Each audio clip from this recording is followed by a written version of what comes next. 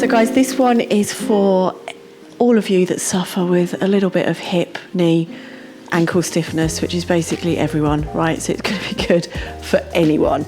We're going to start with knees, and this one is not something that is like a common practice. So if you don't feel this one like the first couple of times you do it, or it feels a bit alien, I just want to say it's really normal. So basically sit like this, one leg straight, one knee is going to be bent, and I'm going to pick it up, this leg that is, and pull it into my chest. Make sure the heel is off the floor. Now what I'm going to do is try and move from my knee, and I'm just going to go from side to side, and I'm going to just try not to move the hip or the leg up top, so we're not kind of moving around like this. Really isolate through the knee, just moving it side to side. Try also not to move too much through the ankle, so just this tibial bone, which is right here, just want to feel that movement side to side. So just going to do a few more of these. Just take it nice and slow. The cat's come into the shot just to have a go to. Hi. And then we are going to do some ankle work. So I'm going to then ask you to grab your shin. We bring it in. This is called a choke hold. We love that one.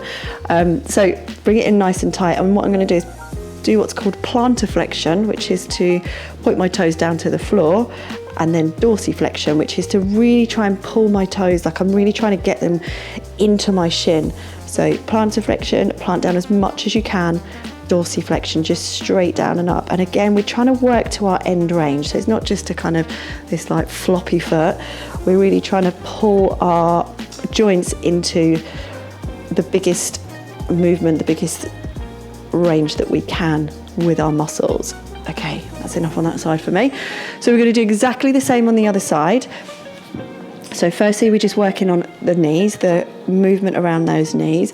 I remember when I first did this one, I just thought, what the hell is this? And it just takes like a little bit of practice to kind of put your, I guess, your mind into this knee area. So you're kind of moving from here rather than ankles. And it's not like a big movement. It's quite subtle, but you know, we all know that the knees are one of those areas that can get stiff. So it definitely needs a little bit of mobility.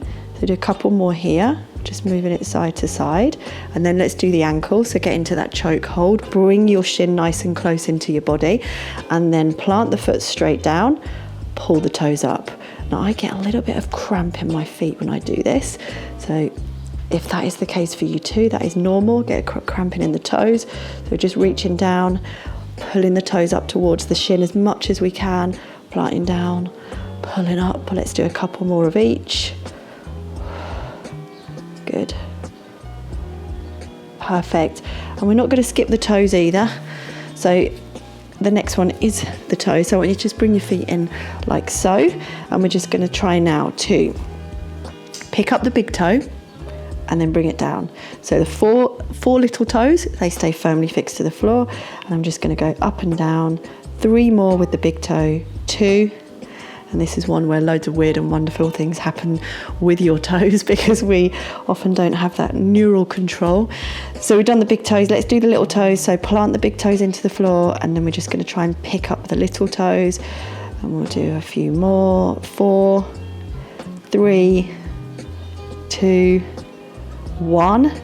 And then we're going to bring all toes up. Try and spread your toes, like your fingers, try and spread them wide.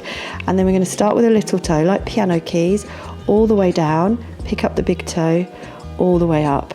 Try not to let your feet like collapse in and out as you do this. So really try and make it that the toes are the only thing moving. I have to really concentrate with this one. Let's do one more. Big toe up, all the other little toes, little toe down. Perfect, a little bit of toe work there. Then we're going to get into some stuff for our sort of hips next. So we're going to come into what's called a 90-90 base, which is this front leg is at a 90-degree angle, roughly in line with my hip. and then the back leg is at the same angle, so the knee is at 90 degrees. Now, if you find that this is really uncomfortable and like you're just like, absolutely not, I'm not getting into this position, grab a yoga block, grab a cushion, grab a thick book and put it underneath the top of your leg. It will just enable you to get into this position with a bit more ease. So from here, hands and fingertips down to the floor, each side of your thigh. Bring your chest up, so we don't want to be collapsed here. We want to be nice and firm and fixed and tall. And then I'm going to just lean like this into my front thigh. You're going to get a really good stretch through the back of your hips and into your bum, and then come back up. So I'm just going to do a few of these. So forward lean, keep that chest up, doesn't matter how low you can go, doesn't matter if you can't match what I'm doing, and then up. And when I push myself back up, I want you to actually just push into that thigh. Sorry, push into your shin here. So lower down, back nice and straight, and then push into the knee and the shin that's on the floor, and help yourself push back up. Now, if you're feeling like you have the capability, you can take your hands behind your head, come down like this, push yourself back up. Come down, we're going to do a couple more, push yourself back up, or you can do this, you can come down. If you can't get back up, fingertips down to the floor on this part only, so you can go down, fingertips down, push yourself back up. Perfect. Now we're just going to come forwards and into that point where you're really getting like a nice strong stretch. I want you to bring your toes towards your shin, so just flex the toes for me.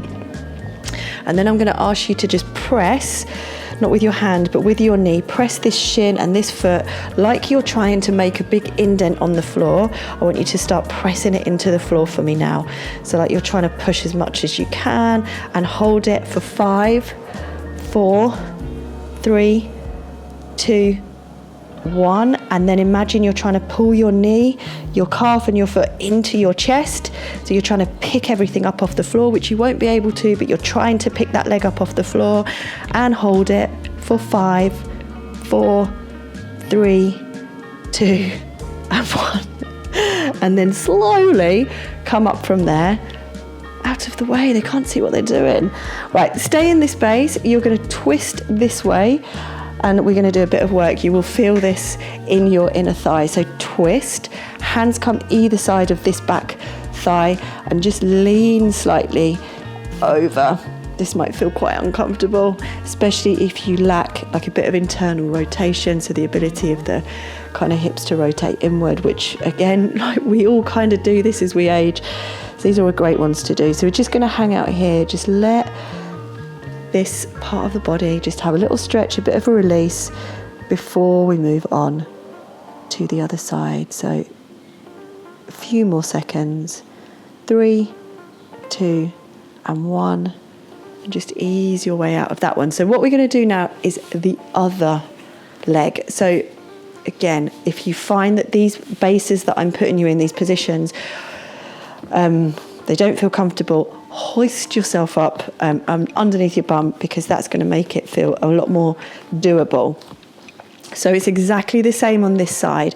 We want to be nice and tall through the chest and we want to lean into this front leg, push back up. So we're getting like a bit, this is called a kinetic stretch or a dynamic stretch, where we're just moving into the stretch and then back out, but we're using some of the muscles to help move us in and out of the stretch, so it's not completely passive. So I'm just going to do a few more of these, and if you want to now, you can pick the hands off the floor and do a few without using the assistance. If that feels like it's too much, keep your hands where they are and just push into this shin here to just kind of help your body come back to that start position. Couple more. 1 and 2, and then we're going to hold the stretch. So you're going to come forwards just to where you really feel that. You don't have to overly stretch, but I want your back to be straight so we don't collapse. Back straight, pull the shoulders back, and then we're going to stay here. And then in a second, I'm going to do the same thing as we did on the other side, right? I'm going to ask you to press your knee, your ankle, your shin into the floor like you're trying to make a big indent.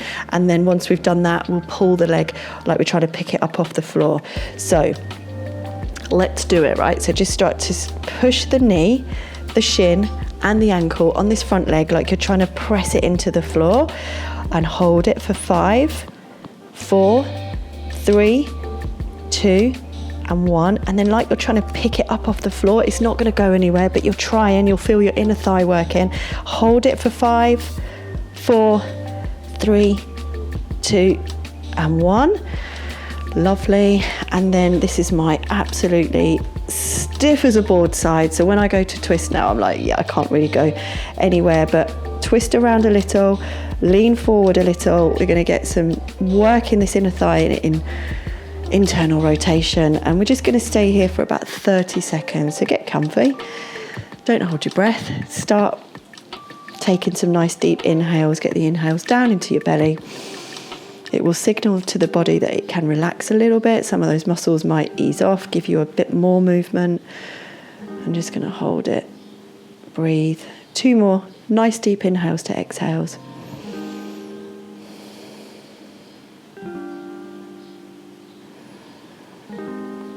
Lovely, guys. And then just easing your way out of this. This is the last one. A lot of work for those hips today. So we're going to start trying to move. Sorry, we're going to go quite wide in this, like what's called a bear sit base. So I'm going to press this leg down and the other one follows. So I start here. Now I'm going to squeeze my hands together to create tension. I'm going to lift my back knee up to the point where, okay, I'm not getting any higher than that. Now, this will be different for everyone. So I'm going to lift this back knee up, and when it doesn't get any higher, I am going to start to then move my chest, and I'm trying to stay as wide as I can through my knee. So I'm actively really pulling them apart, and then I'm going to swivel over to the other side. So basically, same position, other side. I'm going to lift this knee up at the back. When this one won't go any further, I'm going to start to move my chest so I can move this knee out. Now, I want to really keep this knee from moving for as long as I can, opening the knees as much as I can, swivel over to the other side. Now, I see this done so badly on so many people's mobility. It should be slow, and we should be really fighting for as much kind of distance between our knees as possible, rather than it be like a loose, like this, just kind of switching from side to side. So let's just do a couple more. Lift that back knee. When it won't move any further, we start to move the body all the way round. Lift the back knee, keep that chest up nice and high, try not to round the spine, and let's do one more. So lift, move, and down. Whew. And then just to finish off, just to give ourselves a little bit of a break, we're going to come into child's pose, hands forward, forehead down. And just take 3 or 4 nice deep inhales to exhales, letting your body completely relax.